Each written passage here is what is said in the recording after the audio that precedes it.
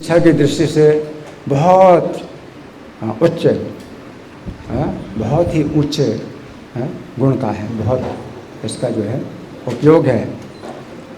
लेकिन जो कथा है, अब कथा के अनुसार भी अगर हम कुछ विचार करें तो यहाँ पर विष्णुदूत जो बोल रहे हैं, तो ये विष्णुदूत जो है कैसे आ गए, क्यों आ गए।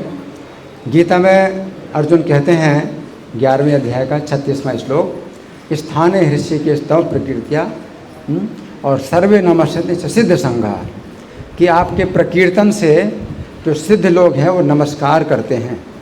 आपका जब प्रकीर्तन हो तब प्रकीर्त्या, तो प्रकीर्तन प्रकृष्ट कीर्तन हो, तो जब प्रकृष्ट कीर्तन, तो अजामिल का भी जो नाम था वो प्रकृष्ट कीर्तन हुआ और वो आ गए।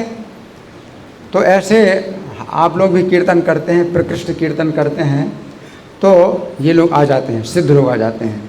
ये सिद्ध यानी भगवान के नित्य परिकर, ये आ जाते हैं।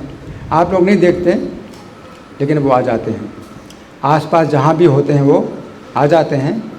और उनका कोई ये इरादा नहीं होता है कि आप उनको देखें, तो वो नमस्कार करने के लिए आ जाते हैं। कीर्तन अगर होता है तो नमस्कार करने के लिए आ जाते हैं। और अजामिल का भी जो है वो जो उच्चारण था वो प्रकृष्ट उच्चारण था।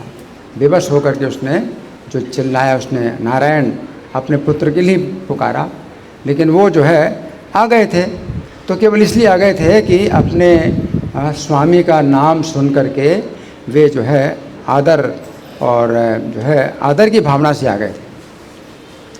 लेकिन जब देखा कि यहाँ क्या हो रहा है, वो तो आदर करने के लिए आ गए, तो उनका कोई इरादा नहीं था कि अजामिल को दर्शन दें वो, लेकिन वो आ जाते हैं। कोई कीर्तन करे इस तरह से तो आ जाते हैं वो।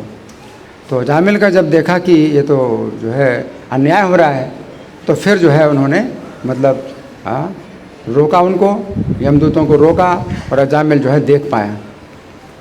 अजामिल देख पाया। अजामिल को जो है अब दर्शन देना ज़रूरी था, क्योंकि वो जो है बहुत कष्ट में था और यमदूतों के द्वारा बहुत उसको कष्ट दिया जा रहा था। तो रोकते हैं, तो यमदूतों को रोकते हैं, और अजामिल जो है उनकी बात भी सुन पाया। और जो रोकते हैं तो क्या कह रहे हैं कि जो प्रशासन की ओर से अगर इस प्रकार का अन्याय होता है कि जिसको दंड नहीं मिलना चाहिए उसको दंड दिया जाए, तो जो प्रजा है, सामान्य प्रजा है, वो किसकी शरण में जाएगी। क्योंकि वो जो प्रजा, सामान्य प्रजा है, उसको तो कुछ सही गलत का ज्ञान ही नहीं है। और जो जिनको सही गलत का ज्ञान है, और वो जो है अगर उल्टा काम करें, जिसको दंड नहीं मिलना उसको दंड दें, तो प्रजा जो है वो अज्ञान में और निर्दोष प्रजा वो किसके शरण जाएगी, किसके पास जाएगी। तो इस प्रकार से उन्होंने जो है डांटा, यमदूतों को डांटा। लेकिन यहाँ पर दूसरी बात ये भी समझना है कि यमराज धर्मराज हैं, तो उनके जो है प्रशासन में इस प्रकार का अन्याय नहीं होता। और जिस समय अजामिल ने इतना मतलब विवश होकर के नाम लिया, तो वहाँ पर यमलोक में उसका जो खाता है वो बंद हो गया। लेकिन यहाँ जो यमदूत हैं तो उनको कोई सूचना नहीं मिली, तो इन यमदूतों की भी कोई गलती नहीं। वो उनको भेजा गया था जिस कार्य के लिए, तो उस समय उनको भेजा गया था और वो आए और अपना कार्य कर रहे थे, और वो आज्ञा धर्मराज के शासन से आए थे और कार्य कर रहे थे। लेकिन ये जो अजामिल ने नाम उच्चारण किया, तो ये जो है उसके सब पापों को उसने नष्ट कर दिया। तो वैसे भी नाम लेता था अपने पुत्र को, तो प्रभुपाद कहते थे कृष्ण भावनामृत में उन्नति कर रहा था। लेकिन इस नाम के द्वारा तो विष्णुदूत कहते हैं कि इसने करोड़ों जन्मों के पापों का प्रायश्चित कर लिया है। तो जो अंतकाल में कोई नाम अगर ले पाए, और वो जो है विवश होकर के उसने नाम लिया, क्योंकि नाम निकलते नहीं, प्राण प्रयाण समय कफवात पित्तैर कंठावरोधनम, तो प्राण प्रयाण के समय तो कफ वात पित्त से कंठ अवरुद्ध हो जाता है, तो कोई ले नहीं पाता है, नाम ही नहीं ले पाता है। तो उसके मुँह से जो नाम निकला, तो वो जो पहले नाम ले रहा था, तो नामाभास के द्वारा ये जो है अब उसने इस तरह से नाम लिया, जो प्रकृष्ट नाम लिया। और तो जो यमराज आकर आगे फिर समझाएंगे इनको, यमदूतों को, कि आगे से ध्यान रखना कि तुम्हें भेजा गया है, लेकिन अगर कुछ ऐसी घटना हो जाए तो समझ लो कि तुम्हें अपना काम कैंसिल करना है, कि यहाँ से तो कोई सूचना नहीं मिलेगी तुमको कि तुम जो है आप कैंसिल करो ये काम, कि तुमको तो भेजा गया। तो भेजे जाते हैं यमदूत, तो वो सही तरीके से भेजे जाते हैं, सही कारण से भेजे जाते हैं। लेकिन अगर कुछ ऐसी घटना हो जाए कि वो पापी जो नरक जाने वाला है, अगर उसके मुंह से निकल जाए अगर कुछ ऐसे जो है शब्द निकल जाए नाम का, तो फिर जो है तुम्हें अपने काम को अपने आप कैंसिल करना है। और तुम्हें आज्ञा लेने की ज़रूरत नहीं कि हमारी आज्ञा तुम्हें मिलेगी, और हमारी आज्ञा तुम्हें मिल नहीं सकती, कोई तुम्हारे पास आ नहीं सकता यहाँ से वहाँ तक है। तो तुम्हें जो है लौट जाना है और देख लेना है। तो अजामिल ने जो नाम लिया तो उसका जितना भी खाता जितना लिखा था सब मिट चुका है, सब डिलीट हो चुका है यमलोक में, और यमदूतों को पता नहीं।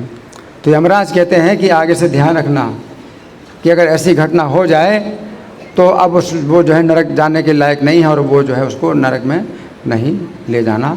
तो तुम जो है अब इस बात के लिए सचेत रहो। तो आगे चल के यमराज जो है उनको समझाएंगे।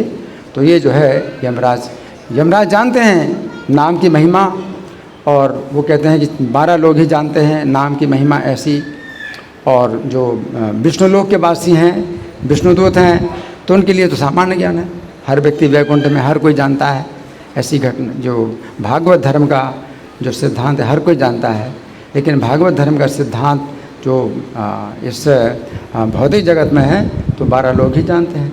तो जो है धर्मराज कहते हैं कि मैं भी जानता हूँ और 11 लोग और भी हैं वो भी जानते हैं।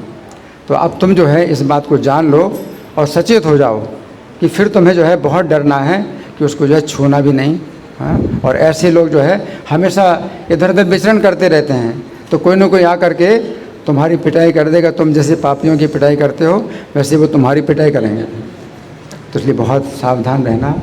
तो ये जो है अनायास जो है ऐसी होगी कि परीक्षित महाराज ने प्रश्न किया कि जो पापी नरक में जा रहा हो तो भी उसकी रक्षा हो जाए, क्या ऐसा हो सकता है?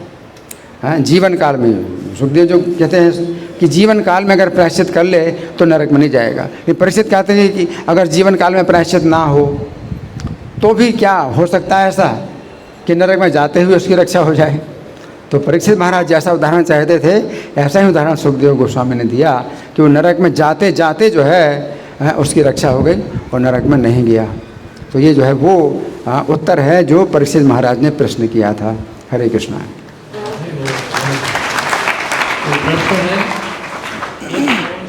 हरि बोल।